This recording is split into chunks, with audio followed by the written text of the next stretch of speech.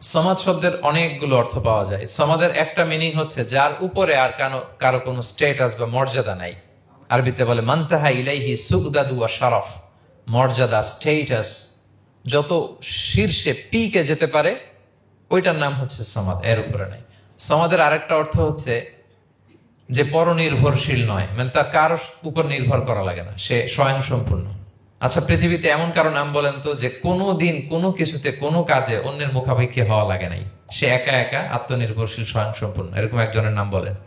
এবং সব কিছু ধ্বংস হবে তিনি ছাড়া, কুল্লু মান আলাইহা ফান ওয়া ইয়াবকা ওয়াজহু রাব্বিকা যুল জালালি ওয়াল ইকরাম, সব শেষ হবে, উনি অবিনশ্বর, শাশ্বত, চিরঞ্জীব। তাই বলে উনি আমাদের থেকে দূরে নন, খুব কাছে।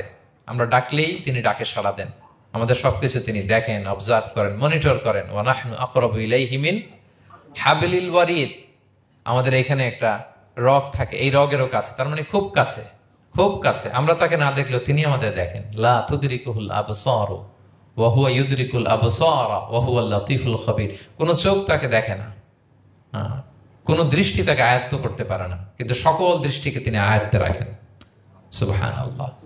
এভাবে আল্লাহ তাআলা খুব প্রিসাইজলি 4টা আয়াত দিয়ে নিজের পরিচয় দিয়েছেন। কুল হু আল্লাহু আহাদ, হে নবী আপনি বলুন তিনি আল্লাহ, তিনি অদ্বিতীয়। তো তারা আল্লাহকেও আমাদের মতো এরকম একজন সত্তা ভেবে আল্লাহ হাবিব সাল্লাল্লাহু আলাইহি ওয়াসাল্লামকে জিজ্ঞেস করতেছে যে ইদান খালাকাল্লাহু কুল্লা শাই ফামান খালাকাল্লাহ, মুহাম্মদ তুমি তো বলো যে আল্লাহ নাকি সব সৃষ্টি করেছে, তো আল্লাহকে কে সৃষ্টি করেছে? অথবা বলো যে আল্লাহর বাবাকে, আল্লাহর দাদাকে, আল্লাহর পরদাদাকে, আল্লাহর বংশটা বলো। তো তখন তাদের এই প্রশ্নের জবাবে আল্লাহ তাআলা সূরাতুল ইখলাস নাজিল করেন যে কুল হু আল্লাহু আহাদ, হে নবী আপনি বলুন আল্লাহ হচ্ছেন এক, অদ্বিতীয়, ইউনিক, অ্যাবসলিউট। আল্লাহুস সামাদ, তিনি হচ্ছেন সামাদ, তিনি কারোর প্রতি নির্ভরশীল নন, অমুখাপেক্ষী। লাম ইয়ালিদ ওয়া লাম ইউলাদ, তিনি কাউকে জন্ম দেনও নাই, আবার তিনি কারো কাছ থেকে জন্ম নেনও নাই। ওয়া লাম ইয়াকুল লাহু কুফুয়ান আহাদ, তার সমকক্ষ, তার মতো, তার সিমিলার মহাবিশ্বে দ্বিতীয় কেউ নাই। সুবহানাল্লাহ। এটা হচ্ছে শানে নুজুল, কোন প্রেক্ষাপটে নাজিল হয়েছে, এটা হচ্ছে একটা বর্ণনা। আরেক বর্ণনা এসছে, মক্কার মুশরিকরা জিজ্ঞেস করতে আরম্ভ করলো, ইয়া মুহাম্মদ আমরা জানি মানুষ মাটির তৈরি, ফেরেশতারা নূরের তৈরি মানে আলোর তৈরি, এরপর জিনেরা আগুনের তৈরি, আল্লাহ কিসের তৈরি? আল্লাহ তাআলার বাইয়িন লানা জিনসা রাব্বিক, তোমার আল্লাহর জিন্স বর্ণনা করো, সে কোত্থেকে আসছে, কি দিয়ে, কোন জিন্স থেকে, মানে কোন জিনিস থেকে তৈরি? তখন আল্লাহ তাআলা এই সূরাটা নাজিল করলেন, কুল হু আল্লাহু আহাদ আল্লাহুস সামাদ লাম ইয়ালিদ ওয়া লাম ইউলাদ ওয়া লাম ইয়াকুল লাহু কুফুয়ান আহাদ। এইভাবে অনেকগুলো বর্ণনা পাওয়া যায় যে এরকম এরকম প্রেক্ষাপটে যখন রাসূল সাল্লাল্লাহু আলাইহি ওয়াসাল্লামকে তারা এই সমস্ত প্রশ্ন জিজ্ঞেস করে, তখন তাদের প্রশ্নের জবাব স্বরূপ আল্লাহ তাআলা 4 আয়াত বিশিষ্ট এই সূরাটি নাজিল করেন। তাহলে সূরার কোন প্রেক্ষাপটে, কোন সিচুয়েশনে সূরাটা নাজিল হলো, এটা সবার কাছে ক্লিয়ার না? এখন এই সূরার কিছু ফজিলত পাওয়া যায়। আপনারা তো সূরার নাম শুনেছেন সূরাতুল ইখলাস। ইখলাস শব্দের অর্থ হচ্ছে সিনসিয়ারিটি, আন্তরিকতা বা একনিষ্ঠতা। যেহেতু এই সূরায় একনিষ্ঠতার সাথে আল্লাহর তাওহীদের ঘোষণা দেওয়া হয়, এজন্য এই সূরার নাম হচ্ছে সূরাতুল ইখলাস। আবার এই সূরাকে সূরাতুত তাওহীদও বলে, যেহেতু আল্লাহর একত্ববাদের ঘোষণা এই সূরায় দেওয়া হচ্ছে, ওয়াননেস অফ গড। আবার এই সূরার একটা নাম হচ্ছে সূরাতুল মারিফা, যেহেতু এই সূরা মারিফা মানে জানা বা চেনা, যেহেতু এই সূরা পড়ার মধ্য দিয়ে আল্লাহর পরিচয় জানা যায়, আল্লাহকে চেনা যায়, এজন্য সূরার নাম সূরাতুল মারিফা। আচ্ছা, এই সূরার অনেক ফজিলত আছে, অনেক ফজিলত। আমরা কয়েকটা ফজিলত আপনাদের সামনে শেয়ার করবো ইনশাআল্লাহ। এই সূরার 1 নম্বর ফজিলত হচ্ছে রাসূল সাল্লাল্লাহু আলাইহি ওয়াসাল্লাম বিভিন্ন সুন্নাহ নামাজে, সুন্নত নামাজের দ্বিতীয় রাকাতে এই সূরাটা পড়তেন। যেমন ফজরের 2 রাকাত সুন্নত আছে না, ফজরের 2 রাকাত সুন্নতের দ্বিতীয় রাকাতে রাসূল সাল্লাল্লাহু আলাইহি ওয়াসাল্লাম এটা পড়তেন। প্রথম রাকাতে সূরা কাফিরুন, দ্বিতীয় রাকাতে সূরা ইখলাস, এটা পড়তেন। মাগরিবের নামাজের যে সুন্নাত, সেই সুন্নাতেরও দ্বিতীয় রাকাতে আল্লাহর হাবিব সাল্লাল্লাহু আলাইহি ওয়াসাল্লাম এই সূরাটা পড়তেন। তাওয়াফ করার পরে 2 রাকাত নামাজ পড়তে হয়, জানেন? ওই 2 রাকাত নামাজে রাসূল সাল্লাল্লাহু আলাইহি ওয়াসাল্লাম প্রথম রাকাতে সূরাতুল কাফিরুন, দ্বিতীয় রাকাতে সূরাতুল ইখলাস পড়তেন। বিতিরের সালাতের শেষ রাকাতে আল্লাহর হাবিব সাল্লাল্লাহু আলাইহি ওয়াসাল্লাম সূরাতুল ইখলাস পড়তেন। এই মর্মে অনেকগুলো হাসান হাদিস আছে। তাহলে কখন কখন সূরাতুল ইখলাস পড়তেন রাসূল সাল্লাল্লাহু আলাইহি ওয়াসাল্লাম, কোন নামাজে? ক্লিয়ার না? ফজরের 2 রাকাত সুন্নত নামাজের শেষের রাকাতে, মাগরিবের 2 রাকাত সুন্নত নামাজের শেষের রাকাতে, তাওয়াফের পরে যে 2 রাকাত পড়তে হয় শেষের রাকাতে, বিতিরের সালাতের শেষ রাকাতে। এই সূরাটাকে আল্লাহর হাবিব সাল্লাল্লাহু আলাইহি ওয়াসাল্লাম সুলুসুল কোরআন বলেছেন, 1/3 অফ দ্য কিতাব, কোরআনের 3 ভাগের 1 ভাগ। সূরাতুল ইখলাস তা'দিলু সুলুসাল কোরআন, সূরা ইখলাস হচ্ছে কোরআনের 3 ভাগের 1 ভাগ। তার মানে আপনি যদি একবার সূরা ইখলাস পড়েন, কয় পারা তেলাওয়াতের সওয়াব? 2 বার পড়লে, 3 বার পড়লে, 3 বার পড়লে 1 খতম কোরআনের সওয়াব। আলহামদুলিল্লাহ। কেউ কেউ বলেন যেহেতু আল্লাহর একত্ববাদের কথাবার্তা কোরআনে 1/3 মানে 1/3 জুড়ে আছে, সেহেতু সূরাতুল ইখলাস সুলুসুল কোরআন মানে হচ্ছে যে কোরআনের 3 ভাগের 1 ভাগে আল্লাহ যা নিয়ে কথা বলেছে সূরাতুল ইখলাসের ভিতরেই সেটা সংক্ষেপে চলে আসছে। এজন্য এটাকে বলা হয় 1/3 অফ দ্য বুক, কোরআনের 3 ভাগের 1 ভাগ। এটার আরেকটা, এই হাদিসটা মুতাওয়াতির হাদিস, সূরাতুল ইখলাস তা'দিলু সুলুসাল কোরআন, এটা এমন সংখ্যক, বেশি বেশি সংখ্যক সাহাবী প্রতিটি জেনারেশনে বর্ণনা করেছে, সাহাবী, তাবি, তাবি, তাবি। এই হাদিসের ব্যাপারে কোনো ডাউট তৈরি হয় না, কোনো সাসপিশন তৈরি হয় না, খুবই ভ্যালিড এই হাদিসটা, যেটা কোরআনের 3 ভাগের 1 ভাগ। আচ্ছা, আল্লাহর হাবিব সাল্লাল্লাহু আলাইহি ওয়াসাল্লাম আরেকটা হাদিসে এসেছে, এক সাহাবীকে কোবা পল্লীতে ইমাম করে পাঠিয়েছেন। মদিনা মসজিদে নববীর পাশে একটা মসজিদ আছে, মসজিদে কোবা, সেই মসজিদের ইমাম করে এক সাহাবীকে পাঠিয়েছেন। ওই সাহাবীর একটা অভ্যেস ছিল, উনি প্রত্যেক রাকাতে সূরা ফাতিহার পরেই আগে সূরা ইখলাস পড়তেন। ধরেন প্রথম রাকাতে সূরা ফাতিহার পরে ইখলাস, এরপর একটা সূরা পড়তেন। দ্বিতীয় রাকাতে সূরা ফাতিহার পরে আবার সূরা ইখলাস, এরপর একটা সূরা পড়তেন। ধরেন যে জুমার নামাজ 2 রাকাত, উনি ফাতিহার পরে প্রথমে কোন সূরাটা পড়ে নিতেন, এরপরে অন্য যে কোনো একটা সূরা। দ্বিতীয় রাকাতে সূরা ফাতিহার পরে কোন সূরাটা প্রথমে পড়ে নিতেন? ইখলাসের। এটাই ওনার স্বভাব। প্রত্যেক নামাজে যদি কোনো ইমাম সাহেব শুধু সূরা ইখলাস পড়ে, একটু খারাপ লাগবে না আমাদের? ওনার মুসল্লিদেরও তাই লেগেছে। ওনারা জিজ্ঞেস করলেন, তুমি এটা কেন করো? এরকম না করে স্বাভাবিকভাবে পড়ো। তো উনি বললেন, না, আমি এইভাবেই পড়বো, আমি যেভাবে পড়তেছি এইভাবেই পড়বো, পড়লে পড়ো, না হলে তোমাদের হিসাব তোমাদের। তো তারা যে রাসূল সাল্লাল্লাহু আলাইহি ওয়াসাল্লামের কাছে বিচার দিল যে, ইয়া রাসূলুল্লাহ, দেখেন একজন ইমাম আপনি আমাদের জন্য নির্ধারণ করেছেন, উনি প্রত্যেক রাকাতে সূরা ইখলাস পড়ে, ইন এভরি সিঙ্গেল রাকা সূরা ইখলাস পড়ে। তো রাসূল সাল্লাল্লাহু আলাইহি ওয়াসাল্লাম তাকে ডাকলেন, ডেকে বললেন, ঘটনা কি? তুমি নাকি এরকম করো, প্রত্যেক রাকাতে ফাতিহার পরে আগে ইখলাস দিয়ে শুরু করো, কেন কেন করো? সে বলতেছে, ইয়া রাসূলুল্লাহ, হ্যাঁ আমি আসলে এমনটা করে, কারণ আমি এই সূরাটাকে বড্ড ভালোবাসি। কারণ ফিহি সিফাতুর রহমান, এই সূরার ভেতরে আল্লাহর পরিচয় মেলে, আল্লাহর পরিচয় পাওয়া যায়, যেন সূরাটাকে আমি বড্ড ভালোবাসি। রাসূল সাল্লাল্লাহু আলাইহি ওয়াসাল্লাম বললেন, ঠিক আছে, তোমার অভ্যাসের পরিবর্তন করার দরকার নাই, হুব্বুকা ইয়াহা ইউদখিলুকাল জান্নাহ, এই সূরার প্রতি তোমার এই ভালোবাসাই তোমাকে জান্নাতে প্রবেশ করাবে। আরেক বর্ণনায় এসেছে, তুমি যেমনি আল্লাহর পরিচয় থাকার কারণে সূরাটাকে ভালোবাসো, আল্লাহ জানিয়েছেন যেন তোমাকে জানাই আল্লাহও তোমাকে ভালোবাসে। ফিহি সিফাতুর রহমান, এই সূরার ভেতরে রহমানের পরিচয় পাওয়া যায়, আল্লাহ সুবহানাহু ওয়া তাআলার পরিচয় পাওয়া যায়। তো এই জন্য উনি প্রত্যেক রাকাতে সূরা ইখলাস পড়তেন। আরেকটা হাসান পর্যায়ের হাদিসে পাওয়া যায়, 9ম হিজরিতে আল্লাহর হাবিব সাল্লাল্লাহু আলাইহি ওয়াসাল্লাম তাবুক যুদ্ধে অংশগ্রহণ করেছিলেন। আপনারা তাবুক যুদ্ধের নাম শুনেছেন? হ্যাঁ, নিশ্চয়ই শুনেছেন, যারা ইসলামের ইতিহাস, ইসলামের বায়োগ্রাফি নিয়ে পড়াশোনা করেছেন। তাবুক হচ্ছে অনেক দূরে মদিনা থেকে, খুব কষ্টের সফর ছিল। তখন খেজুর পেকে সবার ঘরে খেজুর, পাকা খেজুর উঠাতে হবে, আবার প্রচন্ড গরম, আবার সফরের দূরত্ব অনেক বেশি। এই সফরে মূলত কোনো যুদ্ধ সংগঠিত হয়, তাবুক যুদ্ধে কোনো যুদ্ধ হয় নাই। কয়েক সপ্তাহ লাগছে যেতে, কয়েক সপ্তাহ ফিরতে, এতটুকুই। জাস্ট কে পাক্কা ইমানদার আর কারা মুনাফেক, হিপোক্রিট, এটাকে ক্লিয়ার করার জন্য আল্লাহ তাআলা এই যুদ্ধের আহ্বান জানিয়েছেন যে যাও, অ্যাটাক করো, তাবুকে যাও। বিশাল বাহিনী, প্রায় বিশাল একটা বাহিনী যে তাবুকে চলে গেল। রাসূল সাল্লাল্লাহু আলাইহি ওয়াসাল্লাম যখন তাবুক যুদ্ধে ছিলেন, এই অভিযানে ছিলেন, তখন মদিনায় এক সাহাবী ইন্তেকাল করেন, নাম হচ্ছে মুআবিয়া ইবনে মুআবিয়া আল মুজহানি। তো উনি ইন্তেকাল যখন করলেন, রাসূল সাল্লাল্লাহু আলাইহি ওয়াসাল্লাম তো এত দূর থেকে এটা জানতেন না। জিবরাইল আলাইহিস সালাম এসে বললেন, ইয়া রাসূলুল্লাহ, মদিনাতে আপনার সাহাবী মুআবিয়া ইন্তেকাল করেছে। মুআবিয়া ইবনে আবি সুফিয়ান একজন সাহাবী আছে, উনি নয়, মুআবিয়া ইবনে মুআবিয়া আল মুজহানি। তখন বললেন, ইয়া রাসূলুল্লাহ, আপনি এই 30,000 সাহাবী নিয়ে এখানেই মরুভূমির মধ্যেই তার গায়েবানা জানাজা পড়েন, আমরাও আছি আপনার সাথে, আমরাও শরীক হব। রাসূল সাল্লাল্লাহু আলাইহি ওয়াসাল্লাম এত দূরে তাবুক থেকেই মুআবিয়া ইবনে মুআবিয়া আল মুজহানি রাদিয়াল্লাহু তাআলা আনহুর গায়েবানা জানাজায় শরীক হলেন। এই গায়েবানা জানাজায় সাহাবাদের সাথে ফেরেশতারাও শরীক হয়েছিলেন, 2 কাতারে, পেছনে 2 কাতার, প্রতি কাতারে 70,000 ফেরেশতা। জানাজা শেষে দোয়া শেষে আল্লাহর হাবিব সাল্লাল্লাহু আলাইহি ওয়াসাল্লাম বললেন যে জিবরিল, ঘটনা কি? মুআবিয়ার এত স্ট্যাটাস, এত মর্যাদা, কি কারণে তুমি 2 কাতারে 70,000 হলে 1,40,000 বিশাল ফেরেশতাদের বহন নিয়ে তুমি জানাজায় জয়েন করলে, কারণ কি? কি তার মর্তবা?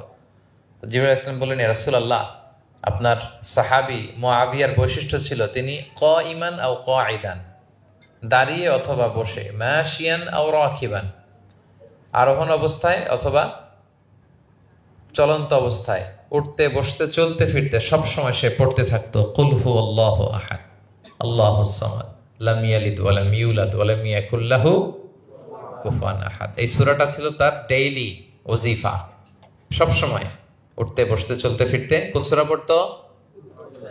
সূরা ইখলাস পড়তো।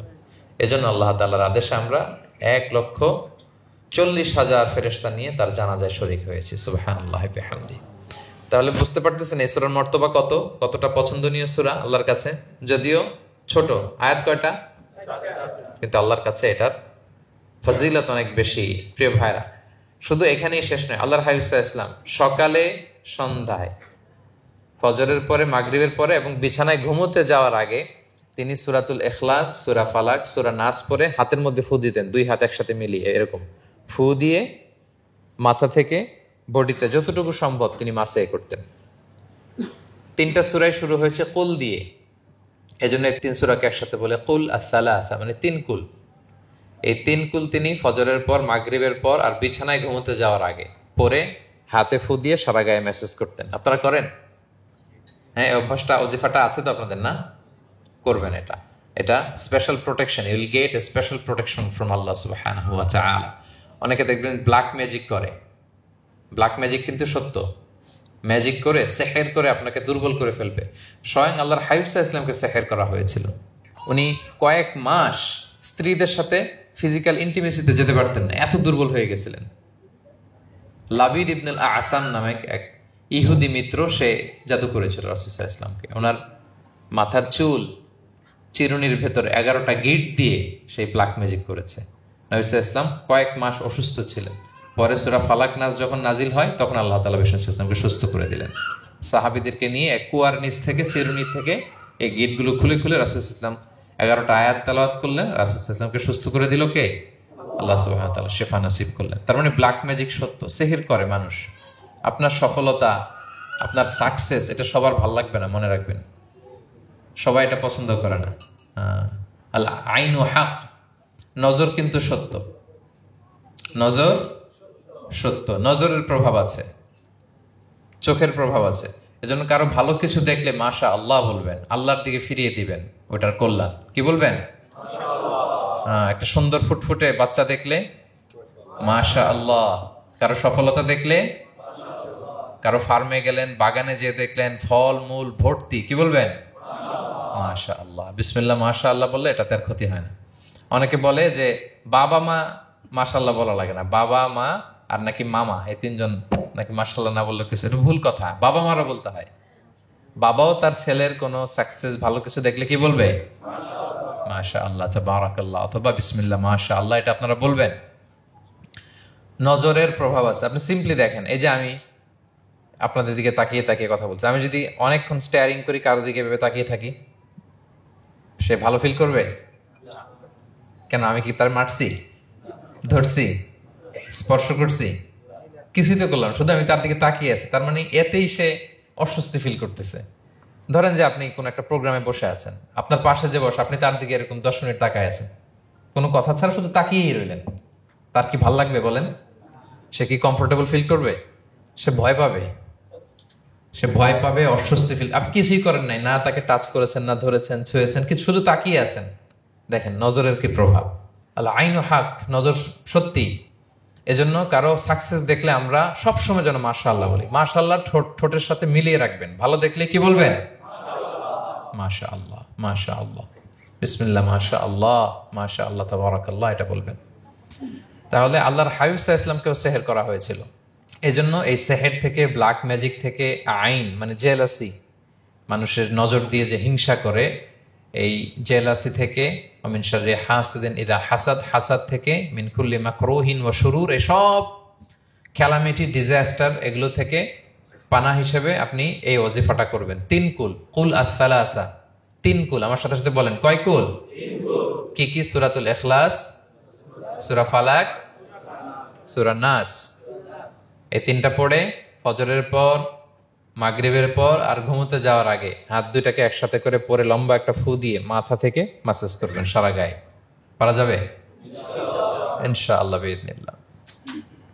এবং আম্মা জান আয়েশা রাদিয়াল্লাহু তাআলা আনহা বলতেন, আমি যখন কখনো অসুস্থ হয়ে যেতাম, অসুস্থ হলে রাসূল সাল্লাল্লাহু আলাইহি ওয়াসাল্লামকে যে যখন কমপ্লেন করি, ইয়া রাসূলুল্লাহ আমি তো অসুস্থ, রাসূল সাল্লাল্লাহু আলাইহি ওয়াসাল্লাম আমাকে এই আমলটা করতে বলতেন। মানে আয়েশা, তুমি সূরাতুল ইখলাস, সূরা ফালাক, সূরা নাস পড়ে সারা গায়ে কি করো? ফু দাও। হ্যাঁ। আলী রাদিয়াল্লাহু তাআলা আনহু বর্ণনা করেন, আল্লাহর হাবিব সাল্লাল্লাহু আলাইহি ওয়াসাল্লাম একবার নামাজ পড়তেছেন, নামাজে তিনি সিজদারত অবস্থায়, ইন দ্য মিন টাইম লাদাগাতহুল আকরা, একটা বিচ্ছু রাসূল সাল্লাল্লাহু আলাইহি ওয়াসাল্লামের আঙ্গুলে কামড় দিল। বিচ্ছুর কামড় খাইছেন? হ্যাঁ, কেমন লাগে? খুব আরাম লাগে? হ্যাঁ, খুব যন্ত্রণা হয়, অনেক যন্ত্রণা হয়। তো রাসূল সাল্লাল্লাহু আলাইহি ওয়াসাল্লামকে যখন কামড় দিল নামাজের অবস্থায়, রাসূল সাল্লাল্লাহু আলাইহি ওয়াসাল্লাম খুব যন্ত্রণা পেলেন, ব্যথা পেলেন। এই বিচ্ছুটারে লানত করলেন। সাধারণত লানত করতেন না, তিনি বলতেন লানাতুল্লাহি আলাল আকরা, এই বিচ্ছুর উপর লানাত, লা ইয়াদাউ নাবিয়্যান ওয়ালা গায়রা। এই বিচ্ছু নবীও চিনে না, মানুষও চিনে না, মানে কোথায় কামড় দিতে হবে এটাও বুঝতেছে না। শুধু নবী না, সব নবীদের নবী, উনারা কামড় দিয়ে ফেলছে।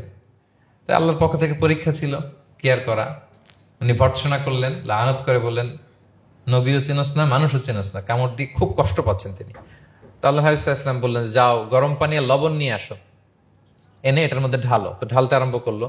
লবণ কিন্তু খুবই ব্যথানাশক, painkiller, natural painkiller. এটার মধ্যে সোডিয়াম ক্লোরাইড আছে, তো এটা গরম করে লবণ মিশিয়ে দিলে যে কোনো ব্যথা ট্যাথা সাথে সাথে ভালো হয়ে যায়। রাসূল ইসলাম বললেন ঢালো। ঢালতেছে, রাসূল ইসলাম পড়তেছেন কুল হুয়াল্লাহু আহাদ আল্লাহুস সামাদ লাম ইয়ালিদ ওয়া লাম ইউলাদ ওয়া লাম ইয়াকুল লাহু কুফুয়ান আহাদ বলে ফু দিচ্ছেন আর ঢালতেছে। ঢালাও শেষ, আঙ্গুলের ব্যথাও শেষ। তাহলে রাসূল সাল্লাল্লাহু আলাইহি ওয়াসাল্লামের একটা চিকিৎসা পদ্ধতি আপনারা জানলেন, তিব্বে নাবাবী, যে সাপ বিচ্ছু কিছু ধ্বংসন করলে ওখানে কুসুম, ওয়ার্ম ওয়াটার, লবণ দিয়ে ওয়ার্ম ওয়াটার করে সেখানে ঢালতে হবে। আর কোন সূরা পড়তে হবে? কুল হুয়াল্লাহু আহাদ আল্লাহুস সামাদ লাম ইয়ালিদ ওয়া লাম ইউলাদ ওয়া লাম ইয়াকুল লাহু কুফুয়ান আহাদ, এটা পড়তে হবে। তাহলে এই সূরার ফজিলত কি জানতে পেরেছেন আপনারা? ক্লিয়ার তো না? আমি রিপিট করি কি কি ফজিলত বললাম। রাসূল সাল্লাল্লাহু আলাইহি ওয়াসাল্লাম ফজরের নামাজের সুন্নাতে, মাগরিবের সুন্নাতে, তাওয়াফের পরের সুন্নাতে, ভিতরের শেষ রাকাতে সূরাতুল ইখলাস পড়তেন। রাসূল সাল্লাল্লাহু আলাইহি ওয়াসাল্লাম সূরাটাকে সুলুসুল কোরআন, 1/3 অফ দ্য কিতাব বলেছেন। কোরআনের কয় ভাগের 1 ভাগ? এবং এক সাহাবীর ঘটনা তো শুনলাম, সে সব নামাজে সূরা ইখলাস পড়তো। মুসল্লিরা কমপ্লেন করার পরেও সে পড়লো। রাসূল সাল্লাল্লাহু আলাইহি ওয়াসাল্লাম বললেন, কেন পড়ো? বলে যে ফিহি সিফাতুর রহমান, এই সূরায় আল্লাহর পরিচয় আছে, এই সূরাটা পড়তে ভালো লাগে। তো রাসূল সাল্লাল্লাহু আলাইহি ওয়াসাল্লাম বললেন, এই সূরার প্রতি তোমার ভালো লাগেই তোমাকে জান্নাতে নিয়ে যাবে।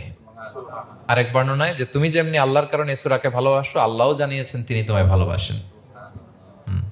এরপর মুআবিয়া ইবনে মুআবিয়া আল মুজানির হাদিস শুনলাম, তিনি উঠতে বসতে চলতে ফিরতে সবসময় কোন সূরা পড়তেন? সূরাতুল ইখলাস। ফলে আকাশ থেকে 1,40,000 ফেরেশতা এসে 2 কাতারে 70,000 করে ওনার গায়েবানা জানাজায় অংশগ্রহণ করেছেন। এবার বলেন, এটাকে আপনারা কি ওয়াজিফা বানাবেন? হ্যাঁ, বানাবেন। ডেইলি ওয়াজিফা, make it your daily wazifa. Recite Suratul Ikhlas every day, especially in the morning and evening. আল্লাহ বলছেন কুল হুয়াল্লাহু আহাদ। হে নবী আপনি বলুন, ওই যে বারবার প্রশ্ন করে বাইয়িন লানা জিনসা রাব্বিক, তোমার আল্লাহ কি দিয়ে তৈরি? আল্লাহ কি স্বর্ণের তৈরি, না রূপার তৈরি, না কাঠের তৈরি? এইভাবেই লিটারালি বলতেছে, আহুয়া মিন যাহাব আও ফিদ্দা আও মিন খাশাব। মুহাম্মদ তোমার আল্লাহ কি স্বর্ণের, না রূপার, না কাঠের? আল্লাহ বলেন নবী আপনি এটা বলেন। কুল, নবী আপনি বলুন হুয়াল্লাহু আহাদ, আল্লাহ হচ্ছে এক। তোমরা যেরকম আল্লাহকে ভাবো, আল্লাহ আসলে ওই রকম নয়। আল্লাহর সত্তাটা আমাদের মতো নয়, সৃষ্টিগত সত্তার মতো নয়। আমরা এটাতে প্রায় ভুল করে ফেলি। অনেকে এমন এমন প্রশ্ন করি আল্লাহর সাথে, মনে হয় যেন আল্লাহ আমার একেবারে, আমরা নিজেরা যেরকম ওই রকম। কিন্তু স্রষ্টা যে সৃষ্টি জগতের অনেক ঊর্ধ্বে, এটা আমরা বুঝি না। তিনি সময়ের ঊর্ধ্বে, তিনি স্থানের ঊর্ধ্বে, তিনি কালের ঊর্ধ্বে, সবকিছুর ঊর্ধ্বে। যেমন আমাদের 3টা কাল আছে, হ্যাঁ, অতীত, তারপর বর্তমান, যেটাকে ধরা যায় না, প্রতি সেকেন্ডে, ন্যানো সেকেন্ডে এটা অতীত হয়ে যাচ্ছে। আর যেটা সামনে ঘটবে এটা কি? ফিউচার, ভবিষ্যৎ। তা আল্লাহরও কি এরকম অতীত বর্তমান ভবিষ্যৎ আছে?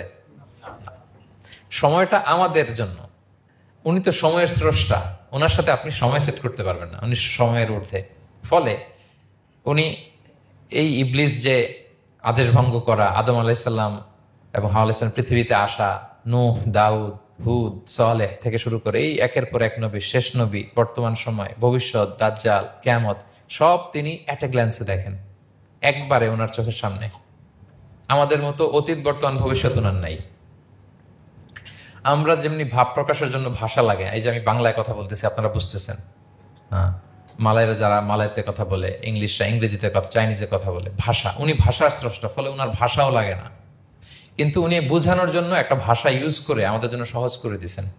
একটা ভাষায় না বললে তো আমরা বুঝবো না, ফলে উনি আরবি ভাষায় কোরআনটাকে নাজিল করেছেন যাতে আমরা বুঝি। কিন্তু উনি ভাষার মুখাপেক্ষী না, ওনাকে সময়, কাল, ভাষা কোনো কিছু দিয়ে বাধা যায় না, উনি সবকিছুর ঊর্ধ্বে, সবকিছুর ঊর্ধ্বে। এবং আল্লাহ কোথায় আছেন আমরা বলি যে আরশের উপরে আছেন, সেখানে ওই এরিয়াটা হচ্ছে লা জামান লা মাকান, ওখানে সময়, তারপর কাল, এগুলো ওখানে যায় না। আল্লাহর সাথে প্রশ্নগুলো একেবারেই অবান্তর। ফলে আমরা যে প্রশ্নগুলো হুট করে না বোঝার কারণে করে ফেলি, যেহেতু আমাদের খুব সীমিত জ্ঞান, ফলে আমরা সৃষ্টির সাথে স্রষ্টাকে গুলিয়ে ফেলি। কিন্তু উনি কিন্তু আমাদের মতো নন। এজন্য আল্লাহ বলেন যে আমাকে জিজ্ঞেস করে যে আমি লোহার তৈরি না স্বর্ণের তৈরি না রূপার তৈরি নাকি পাথরের তৈরি বা কাঠের তৈরি, তুমি বলো কুল হুয়াল্লাহু আহাদ, হে নবী আপনি বলুন আমি হচ্ছি এক, একক, অদ্বিতীয়। আরবিতে এক এক বলতে আরবিতে ওয়াহেদ শব্দ ব্যবহার করে, আহাদ ব্যবহার করা হয় না। ব্যক্তির গুণ হিসেবে কখনো আহাদ ব্যবহার করা হয় না। এটা কেবলমাত্র শুধুমাত্র একমাত্র আল্লাহ তাআলার জন্য ব্যবহার করা হয়, তিনি আহাদ। আহাদ কারণ ওয়াহেদ শব্দের ওয়াহেদাতুন হয়, মানে পুরুষবাচক হয়, স্ত্রীবাচক হয়, কিন্তু আহাদের আর কিছু হয় না, আহাদ আহাদি। আল্লাহ শব্দটাই এরকম, আল্লাহ শব্দটাই এরকম। যেমন ঈশ্বরের ঈশ্বরী হয়, ভগবানের ভগবতী হয়, গডের গডেস হয়। আল্লাহর এরকম স্ত্রীবাচক কিছু আছে? কিছু নাই। আল্লাহ বলেন ইন্নানি আনাল্লাহু লা ইলাহা ইল্লা আনা ফা'বুদনি ওয়া আকিমিস সালাতা লিযিকরি। নিশ্চয় আমি আল্লাহ। মুসা আলাইহিস সালামকে প্রথম যে প্রত্যাদেশ রেভেলেশন দিয়েছিলেন মুকাদ্দাসে তুয়ার পাশে, তুর পাহাড়ের পাদদেশে, ওখানে প্রথম মুসা আলাইহিস সালাম আল্লাহর সাউন্ড তখন তিনি শুনেছিলেন। এবং আল্লাহর সাউন্ডটাও আমাদের সাউন্ডের মতো নয়। যেমন আমি এদিক থেকে কথা বললে আপনি এই পাশ থেকে শুনবেন, এদিক থেকে কথা বললে, এদিক থেকে আমাকে ডাক দিলে এদিকে, তার মানে আমি দিকের সাথে সম্পৃক্ত। আল্লাহর এটা এরকম না। মুসা আলাইহিস সালাম তিনি যখন আল্লাহর কথা শুনলেন, তিনি বললেন যে একটা সাউন্ড শুনলাম, এটা চারদিক থেকে শোনা যায়, চারদিক থেকে শোনা যায়। এবং তিনি ওনার প্রেগনেন্ট স্ত্রীকে নিয়ে মাদিয়ান ক্রস করে ইজিপ্টের বর্ডারে ঢুকবেন। ইন দ্য মিন টাইম আল্লাহ তাআলা ওই সময়টাকে চুজ করেছেন যে তাকে এখন নবী বানাবো, তাকে রেভেলেশন দিব। তো তিনি দেখলেন যে ইন্নী আনাস্তু নারান, আমি ওই যে লাআল্লি আতিকুম মিনহা বিকাবাসিন আও আজিদু আলান নারি হুদা, স্ত্রীকে দাসীকে বললেন যে একটু বসো, প্রচন্ড ঠান্ডা, ওই যে আগুন দেখা যায়, মনে হয় কেউ আগুন পোহাচ্ছে, আমি একটু আগুন নিয়ে আসি মশাল দিয়ে, তোমাদের আরাম লাগবে, একটু ওয়ার্ম আপ হবে। তো আগুনের কাছে যেয়ে দেখে সামনে যত যায় আগুন তত পেছায়। এবং আগুনটা সাধারণ আগুন না, একটা গাছ থেকে আগুন বেরোচ্ছে, কিন্তু ওই গাছের পাতা জ্বলে না, ডাল জ্বলে না, কিছুই হয় না। আসলে এটা আগুন না, এটা আল্লাহর নূর। আল্লাহর নূর সেখানে ফোকাস দেওয়া হয়েছে। এবং আল্লাহর নূরও আমাদের নূরের মতো না। নূর মানে লাইট, নূর মানে কি? লাইট। সো এই যে আমরা যে লাইট দেখি, এই লাইটের মতো না। কারণ আল্লাহর এই নূরের কাবার দেয়া হচ্ছে আবার নূরের পর্দা দিয়ে। পর্দা দেয়া হয় সাধারণত আলোকে আটকানোর জন্য, কিন্তু আল্লাহর যে পর্দা, হেজাবের কথা বলা হয়েছে, ওই পর্দাটাও আলোর পর্দা। আমাদের সাথে মিলালে হবে? আমরা ঘরে পর্দা টাঙাই কি থামাতে বলেন তো? আলো থামাতে। আর আল্লাহর যে হেজাব পর্দাগুলো কিসের? আলোর, নূরের। সো কশ্চিন কালেও আপনি সৃষ্টির সাথে স্রষ্টাকে মিলাবেন না। আমরা ভুল করে অনেক সময় এরকম অবান্তর প্রশ্নগুলো করি। তো আল্লাহ তখন মুসা আলাইহিস সালামকে প্রত্যাদেশ করলেন যে ইন্নানি আনাল্লাহ লা ইলাহা ইল্লা আনা ফা'বুদনি, আমি আল্লাহ। আমি কি? আল্লাহ। এই আল্লাহ নামটা আল্লাহ নিজেই রেখেছেন। আমাদের নাম রাখে আমাদের বাবা দাদা, আল্লাহর তো বাবা দাদা কেউ নাই। আল্লাহর নাম কে রেখেছে? আল্লাহ নিজেই রেখেছেন। ফা'বুদনি, আমার ইবাদত করো, ওয়া আকিমিস সালাতা লিযিকরি। তাহলে এখানে প্রথম আয়াতেই শিরকের উপর কুঠারাঘাত করা হয়েছে। শিরকি আকীদাকে লন্ড ভন্ড করে দেওয়া হয়েছে এবং বোঝানো হয়েছে আল্লাহ হচ্ছেন এক, অদ্বিতীয়, একক। কারণ আমরা যত ইবাদত করি এর মধ্যে যদি শিরকের স্পর্শ থাকে আমাদের ইবাদত ভ্যানিশ হয়ে যাবে, এটার কোনো দাম নাই। লা ইন আশরাকতা লা ইয়াহবাতান্না আমালুক ওয়া লা তাকুনান্না মিনাল খাসিরিন। আল্লাহ বলেন যদি শিরক করো তাহলে তোমার সব আমল বাতিল হয়ে যাবে, তোমার রোজা, নামাজ, হজ, যাকাত, জিকির কিছু থাকবে না। এজন্য শিরক যাতে কখনো আমাদের না হয়, শিরকের সাথে যেন আমাদের সম্পর্ক না থাকে। ইন্নাল্লাহা লা ইয়াগফিরু আন ইউশরাকা বিহি ওয়া ইয়াগফিরু মা দুনা যালিকা লিমান ইয়াশা। আল্লাহ সব মাফ করেন কিন্তু শিরকের গুনাহ মাফ করেন না। কি মাফ করে না? হ্যাঁ, এজন্য শিরকের সাথে আমাদের কোনো সম্পর্ক নাই। দেখেন আমরা যখন নামাজে দাঁড়াই, আমরা তাকবীরে তাহরিমে বাঁধার পরে কি পড়ি? ওয়াজ্জাহতু ওয়াজহিয়া লিল্লাযী ফাতারাস সামাওয়াতি ওয়াল আরদা হানিফা ওয়া মা আনা মিনাল মুশরিকিন। দেখেন নামাজে দাঁড়ালে আগে ক্লিয়ার করে নিতে হয় যে আল্লাহ ওয়া মা আনা মিনাল। এই যে লক্ষ লক্ষ হাজী সাহেবরা যায় ইজহার রিদা পরে, ওখানে কি পড়ে? লাব্বাইক আল্লাহুম্মা লাব্বাইক লাব্বাইক লা শারীকা লাক। আগে হিসাব ক্লিয়ার যে আল্লাহ শিরকের সাথে ছিটেফোঁটা সম্পর্ক আমাদের নাই। হ্যাঁ, আমরা একনিষ্ঠভাবে তোমার ইবাদত করি। তাহলে সূরাতুল ইখলাস বেসিক্যালি তাওহীদের একনিষ্ঠ ঘোষণার নাম, যেটার প্রথম আয়াত আল্লাহ তাআলা নবীকে বললেন যে হে নবী আপনি আমার পরিচয় দিয়ে দেন, আপনি বলুন কুল হুয়াল্লাহু আহাদ, আমি এক, একক, অদ্বিতীয়। কুল হুয়াল্লাহ, নবী আপনি বলুন তিনি হচ্ছেন আল্লাহ এবং তিনি হচ্ছেন আহাদ। আল্লাহ নামটার অনেক ভাবে কোরআনে পরিচয় দিয়েছেন। আল্লাহ আলিফ লাম লাম, আলিফ ছাড়া, লিল্লাহ দিয়ে, লাম ছাড়া, লাহু দিয়ে, আপনি যেভাবেই বলবেন সেভাবে আল্লাহর পরিচয় পাওয়া যায়। লিল্লাহি মা ফিস সামাওয়াতি ওয়া মা ফিল আরদ, কোরআনের অনেক আয়াতে এসেছে। লাম বাদ দিয়ে দিলে লাহুল মুলকু ওয়া লাহুল হামদু ওয়া হুয়া আলা কুল্লি শাইইন কাদির। লাম বাদ দিয়ে দিলে হা দিয়ে আল্লাহর পরিচয় দিয়েছেন, হুয়া দিয়ে পরিচয় দিয়েছেন, হুয়াল্লাহুল্লাযী লা ইলাহা ইল্লাহু। তাহলে যেভাবে আপনি পরিচয় খুঁজতে যাবেন সেখানে আল্লাহর পরিচয় পাওয়া যাবে। আল্লাহ তাআলা বলছেন হুয়াল আউয়ালু ওয়াল আখিরু ওয়াল যাহিরু ওয়াল বাতিন ওয়া হুয়া বিকুল্লি শাইইন আলিম। তিনি প্রথম, তিনি শেষ, তিনি প্রকাশ্য, তিনি গোপন। তিনি প্রথম মানে কি? তিনি সূচনাহীন অতীত থেকে আছেন। দেখেন আমাদের সাথে মিলে না, আমাদের অতীতের একটা সূচনা থাকে। কি বলেন? আমার জন্মের একটা স্টার্টিং পয়েন্ট আছে না, যে এখান থেকে আমার অস্তিত্ব শুরু, এত সালে আমি, এত সালে আপনি। তার মানে আমাদের একটা স্টার্টিং আছে তো নাকি? আল্লাহ স্টার্টিং কবে থেকে বলেন? কবে থেকে যে এই সময় থেকে উনি আল্লাহ বলেন? Nobody knows, কারণ হুয়াল আউয়াল, এই আউয়াল মানে এমন শুরু, সূচনাহীন শুরু, এমন শুরু যেটার কোনো কি নাই, সূচনা নাই। আবার সীমাহীন ভবিষ্যৎ পর্যন্ত তিনি থাকবেন। কতদিন তার রাজত্ব, ক্ষমতা, সভরেন্টি, পাওয়ার থাকবে? কতদিন বলেন? সীমাহীন, এটার কোনো শেষ নাই। হুয়াল আউয়াল ওয়াল আখির ওয়াল যাহির ওয়াল বাতিন।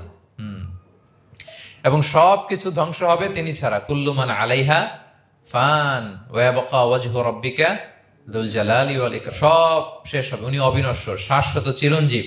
তাই বলে উনি আমাদের থেকে দূরে নন, খুব কাছে। আমরা ডাকলেই তিনি ডাকে সাড়া দেন। আমাদের সবকিছু তিনি দেখেন, অবজার্ভ করেন, মনিটর করেন। ওয়া নাহনু আকরাবু ইলাইহি মিন হাবলিল ওয়ারিদ।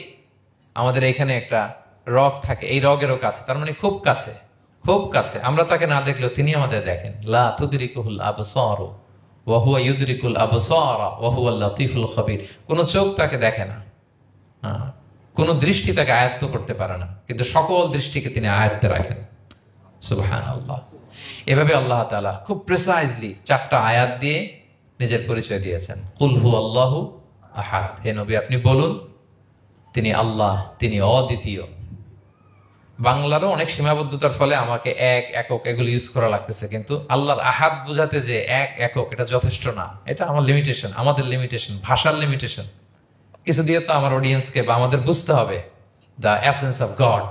এজন্য আমরা বলি এক, একক, অদ্বিতীয়। অদ্বিতীয়টা খুব অনেকটাই পারফেক্ট।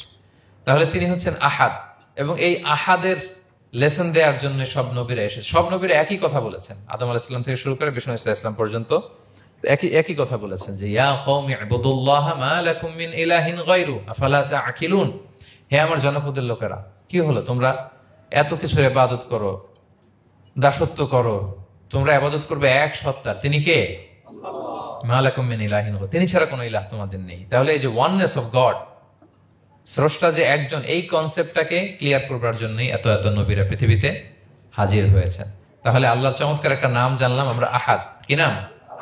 মজার ব্যাপার হচ্ছে এই নাম কোরআনে আর কোথাও নাই। আহাদুন শব্দ যেটা আছে এটা অন্য অর্থে, এক, এক অর্থে আর কি। কিন্তু আল্লাহর আহাদ কোরআনের শুধু এই সূরাতেই এসছে। আল্লাহর আহাদ নামটা শুধু এই সূরাতেই এসেছে আহাদ আহাদ। আপনারা বেলাল রাদিয়াল্লাহু তাআলা আনহুর ঘটনা জানেন যে উমাইয়াত ইবনে খালাফ খুব পাষণ্ড মাওলা ছিল ওনার মনিব। এমন কোন অত্যাচার নাই যে ঈমান আনার কারণে বেলাল রাদিয়াল্লাহু তাআলা আনহুর উপর করা হয় নাই। পিটানো, চাবুক মারা, টানা হেচড়া করা, উত্তপ্ত মরুভূমিতে। যারা হজ উমরা করতে গিয়েছেন তারা তো দেখেছেন মরুভূমির বালু, ওখানে কত গরম, চাল ছেড়ে দিলে মুড়ি হয়ে যাবে, খই হয়ে যাবে। ওই উত্তপ্ত গরম বালুতে বেলাল রাদিয়াল্লাহু তাআলা আনহুকে শুইয়ে পেটের উপরে পাথর রেখে দেওয়া হয়েছিল। তখন তিনি আল্লাহর একত্ববাদের ঘোষণা এই শব্দটা দিয়ে করেছেন। অস্ফুট কণ্ঠে উনি বারবার বলছিলেন আহাদ আহাদ আহাদুন আহাদ। তো আল্লাহ তাআলার এই নামটা আহাদ নামটা এই সূরা ছাড়া কোরআনের অন্য কোথাও আসেনি। তাহলে প্রথম আয়াতটা কি? কুল হুয়াল্লাহু।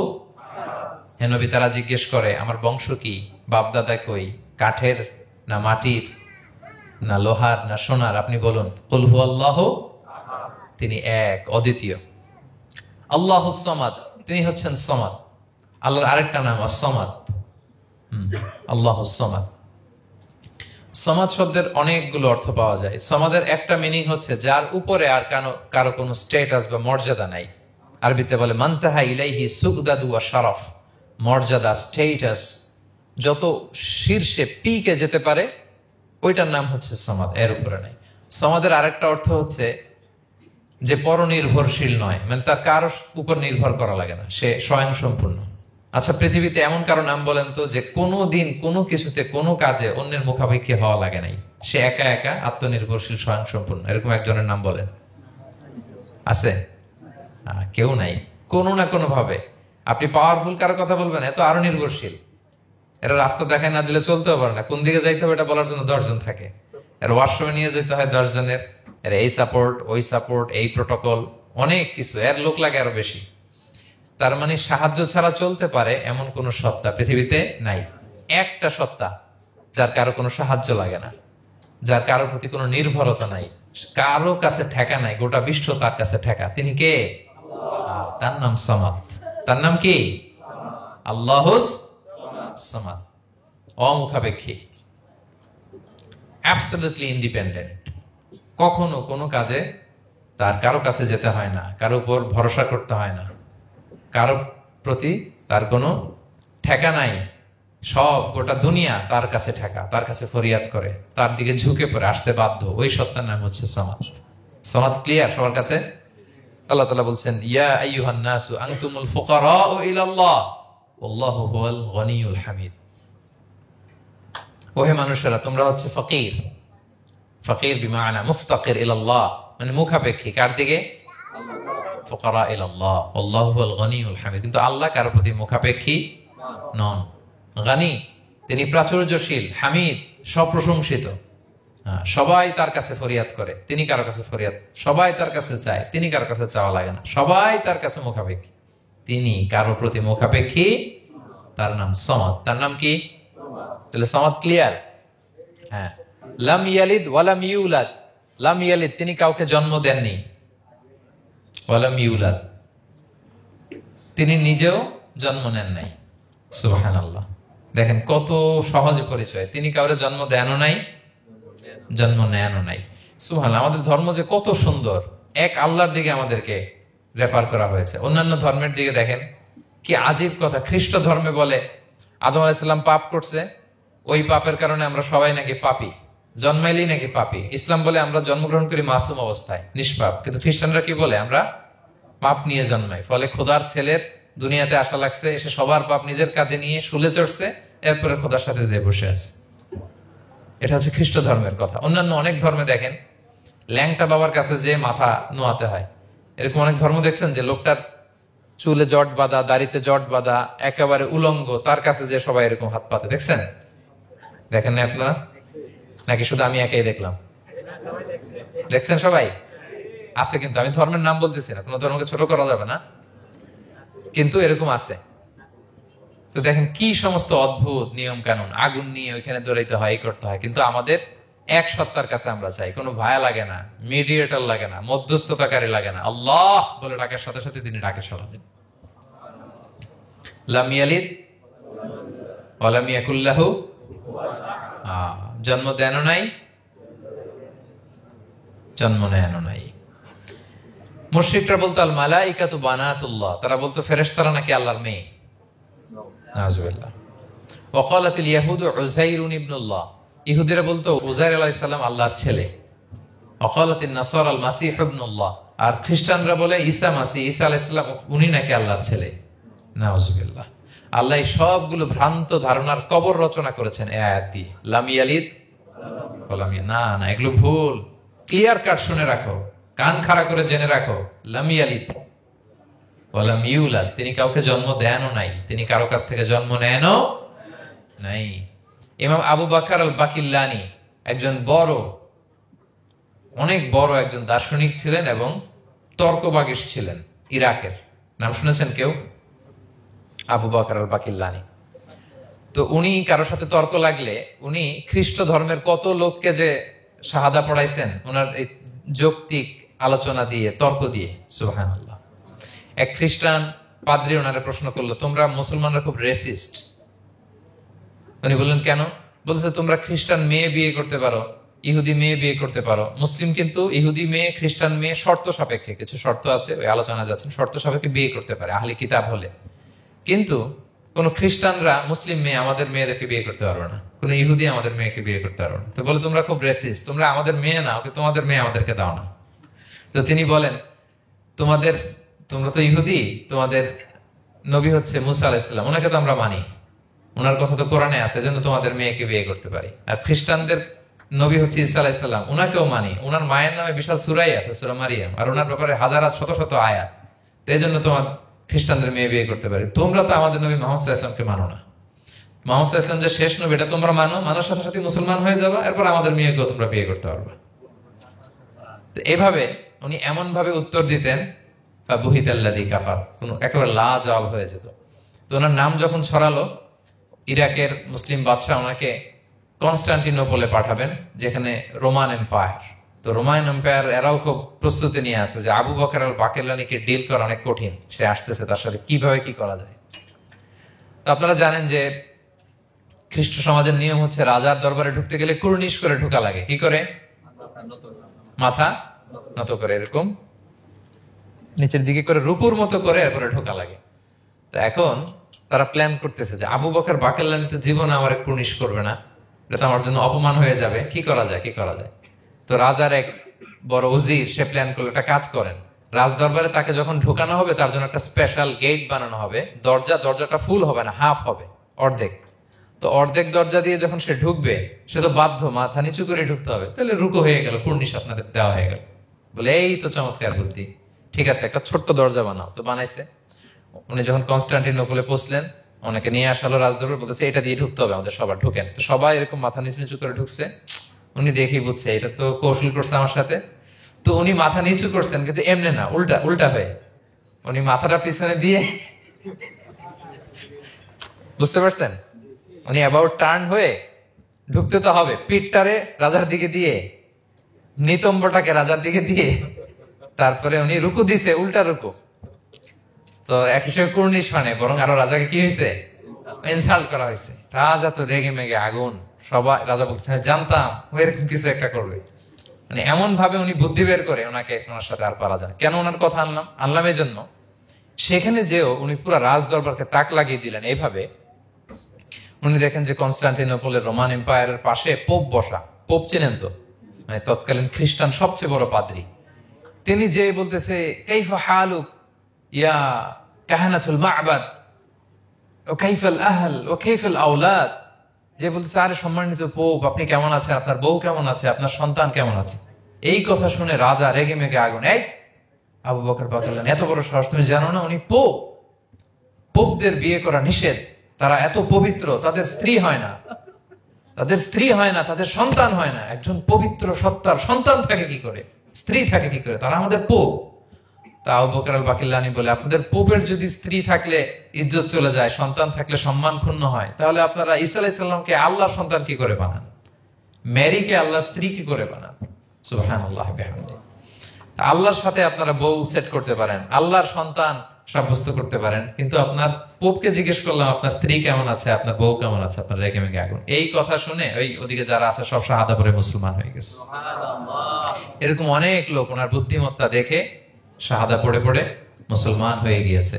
এজন্য আল্লাহ তাআলা এই যে শিরকি আকীদার উপর কুঠারাঘাত করে তিনি বললেন লাম ইয়ালিদ ওয়া লাম ইউলাদ, তিনি জন্ম দেনও নাই, জন্ম নেনও নাই। ওয়া লাম ইয়াকুল্লাহু কুফুয়ান আহাদ, এই কুফু শব্দটা আল্লাহর জন্য যে ব্যবহার হয়েছে কোরআনে আর কোথাও নাই। এক হচ্ছে আহাদ আর এই কুফু, আর কোথাও নাই। আল্লাহ বলেন ওয়া লাম ইয়াকুল্লাহু কুফুয়ান আহাদ, তার সমকক্ষ কেউ নাই।